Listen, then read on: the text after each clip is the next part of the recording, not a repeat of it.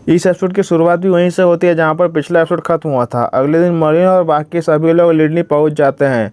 लिडनी city की खूबसूरती को देखकर एलिस बहुत खुश हो जाती है और वो खुशी के मारे चहकते हुए कहती है, ये शहर सच में कितना सुंदर है, देखो शर्ली। पर शर्ली की तरफ से कोई जवाब न मिलते देख एलिस शर्ली की तरफ देखती है तो वो देखती है कि शर्ली बहुत गहरी नींद में सो रही होती है। शर्ली को सोते हुए देखकर एलिस धीरे से खुसफुसाते हुए मर्लिन से कहती है, लिटिल शर्ली अब अपने घर से ज़्यादा दूर नहीं है। अंततः उसके दुख भरे दिन खत्म हो गए। मैं सच में इस मामले में पढ़ना नहीं चाहती थी, पर मैं शर्ली के लिए बहुत खुश हूँ। एलिस की बातों को सुनने के बाद मर्लिन मन ही मन सोचते हुए कहता है एलिस की बातों को सुनने के बाद मर्लिन मन ही मन सोचते हुए कहता है, यह थोड़ा सस्पिशियस लग रहा है। यहाँ आते समय रास्ते में हमारे साथ कुछ भी नहीं हुआ। मैं यही उम्मीद करता हूँ कि हमारे साथ आगे ऐसा कुछ भी न हो जो हमारे प्रयासों पर पानी फेर दे। मर्लिन अभी ये सभी बातें सोच ही रहा होता है कि तभी सिसिलिया मर्लिन को आवाज़ देते हुए उससे कहती है, लॉर्ड मर्लिन, आपको लिडनी कैसी लगी?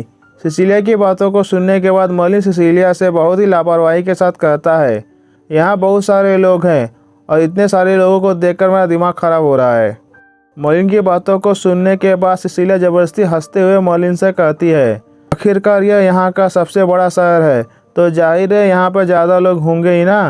मुझे यकीन है कि आपको यहाँ पर आपके टेस्ट के हिसाब से कुछ न कुछ मिल ही जाएगा और आपको यहाँ पर आपके मनोरंजन के लिए भी बहुत सी चीज़ें मिल जाएंगी, जैसे कि जुआ खाना और बार इत्यादि। सिसिलिया के मुंह से गैम्बलिंग की बातों को सुनकर मर्लिन बहुत खुश हो जाता है और खुशी के मारे उसकी आंखें चमकने लगती हैं। मर्लिन को इतना बेकाबू होते हुए देखकर एलिस मर्लिन का कान पकड़ते हुए उससे कहती है, तुम्हारे जुआ खेलने पर पाबंदी लगी हुई है। अगर तुम मेरे मना करने के बाद भी वहाँ जुआ खेलने गए तो मैं तुम्हारे जेब खर्च को कम कर दूंगी। एलिस की बातों को सुनने के बाद मर्लिन गुस्से में अपने दांत पीसते हुए एलिस से कहता है, मुझे यह बताना बंद करो कि मैं क्या कर सकता हूँ क्या नहीं। मैं जहाँ चाहूँगा वहाँ जाऊँगा, तुम अपने काम से काम रखो। मर्लिन की बातों को सुनने के बाद एलिस को भी गुस्सा आ जाता है और वो गुस्से में मर्लिन से कहती है, मैं तो बस तुम्हारे बारे में सोचकर तुम्हें रोकने की कोशिश कर रही थी कि कहीं तुम फिर से अपनी बुरी किस्मत के कारण गरीब न हो जाओ। उन दोनों को कुत्ते बिल्लियों की तरह लड़ते हुए देखकर सिसिलिया उन दोनों को शांत कराते हुए कहती है, क्या तुम दोनों शादीशुदा नहीं हो? अगर तुम दोनों शादीशुदा हो तो तुम दोनों अपनी इनकम को आपस में बांट सकते हो।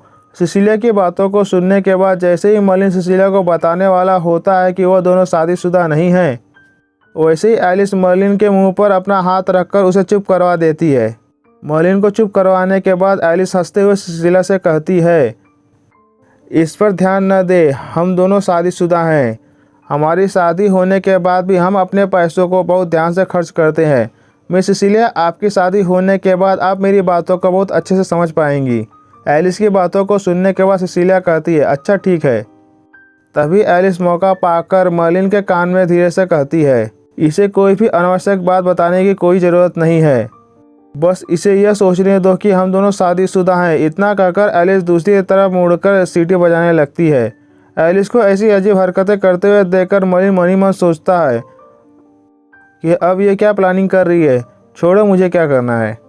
तभी सिसिलिया पास की इमारत को देखते हुए कहती है, यह गॉडेस का कॉलेज है। सिसिलिया के मुंह से गॉडेस के कॉलेज का नाम सुनते ही मर्लिन उस इमारत को देखने लगता है। तभी उसे अपने सामने एक औरत की मूर्ति दिखाई देती है। उस मूर्ति को देखते हुए मर्लिन कहता है, यह मूर्ति तो मुझे कुछ जानी पहचानी लग रही है।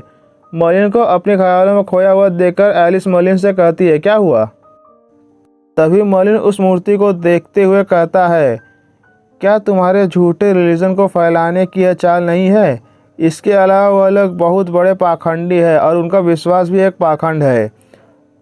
यह लोग बस गॉडेस का नाम का इस्तेमाल करके अपना पप्पू सीधा कर रहे हैं और अब तुम मुझे यह बता रही हो कि यह गॉडेस का एक कॉलेज है। मर्लिन की बातों को सुनने के बाद काइल मर्लिन से कहता है, लॉर्ड मर्लिन, मैं आपको एक सलाह देना चाहूँगा कि आप गॉडेस के बारे में ऐसी बातें ना करें। उनके फॉलोअर आपसे नाराज़ हो सकते हैं। यह मिस सिसिलिया का भी कॉलेज है, तो कृपया करके अपने जुबान पर लगाम रखें।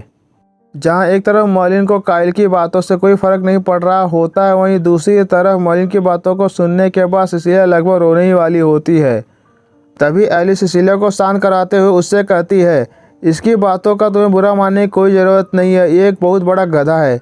जिससे सब चीज़ों को पहले ही जज करने की गंदी आदत है। इसकी बातों को सीरियसली लेने की कोई ज़रूरत नहीं है। फिर एलिस टॉपिक चेंज करते हुए सिसिलिया से कहती है, सिसिलिया तो तुम इस कॉलेज की स्टूडेंट हो, तो तुम्हें इस कॉलेज की स्टूडेंट के रूप में कैसे काम करने होते हैं।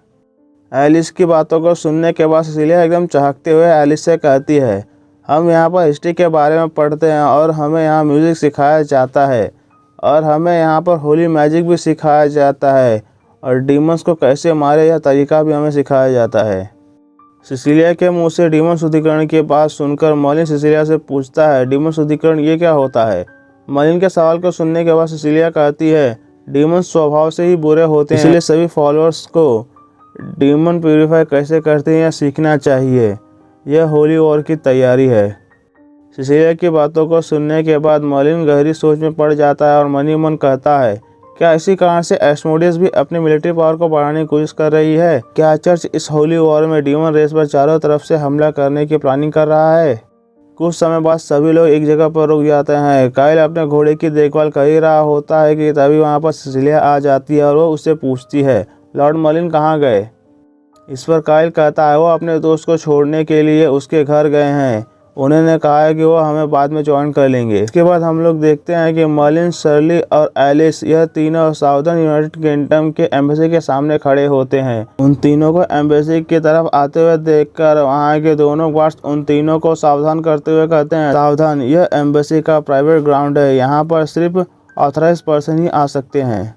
उन दोनों गार्ड्स की बातों को सुनने के बाद मर्लिन उन दोनों से कहता है, हम यहाँ पर एक गुमशुदा एल्फ को लेकर आए हैं, क्या तुम यह बात जाकर एम्बेसडर को बता सकते हो। मर्लिन के इतना कहते ही शर्ली आगे आती है और अपने सर से चोगे को हटा देती है।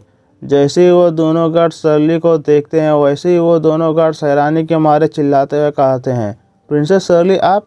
इतना कहते ही वो दोनों गार्ड शर्ली के सम्मान में अपने घुटनों पर बैठकर शर्ली को प्रणाम करते हैं। जैसे ही मर्लिन और एलिस को पता चलता है कि शर्ली एक प्रिंसेस है वैसे ही वो दोनों का शौक के मारे मुंह खुला का खुला रह जाता है। इसके बाद ये एपिसोड यहीं पर ख़त्म हो जाता है। अगर आप लोगों को हमारा वीडियो पसंद आया तो हमारे वीडियो को लाइक कीजिए और हमारे चैनल को सब्सक्राइब कीजिए। Thank you for watching.